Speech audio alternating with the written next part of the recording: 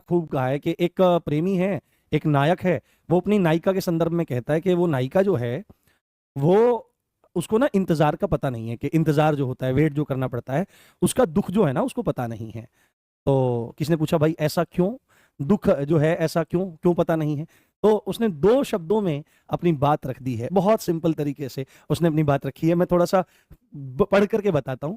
इसमें क्या बोला वो नायक, ऐसा प्रेमी क्या बोलता है कि उसे पता ही नहीं था इंतजार का दुख। ध्यान से सुना है कि जो प्रेमिका है, जो नायिका है, उसे इंतजार का दुख पता ही नहीं था।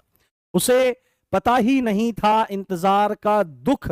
क्यों नहीं पता था, ये भी तो बात जाननी जरूरी है। उसे पता नहीं था इंतजार का दुख, मैं उसके पास कभी देर से गया ही नहीं। उसे पता नहीं था इंतजार का दुख, मैं उसके पास कभी देर से गया ही नहीं। मैं उसके पास कभी देर से गया नहीं। वो जब जब उसने मुझे बुलाया, मैं सीधे दौड़ा चला गया, क्योंकि मोहब्बत ऐसी ही चीज होती है। और जो युवावस्था की प्रेम कहानी होती है वो अलग ही होती है, उसका आनंद अलग ही होता है। हाँ, ब्रह्मचारी वाली बात हो जाए, हाँ, जो प्रेम में होता है वो बहुत बड़ा ब्रह्मचारी होता है, यदि वह शुद्ध प्रेमी है, यदि वह शुद्ध प्रेमी है।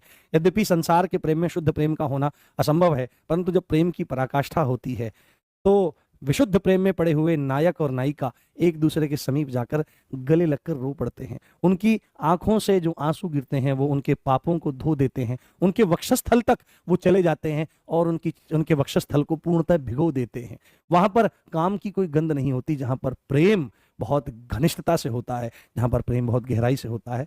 गृहस्थ में रह करके भी ब्रह्मचर्य का पालन किया जाता है। ये बात आपको समझनी पड़ेगी, ये बहुत गहरी बातें हैं।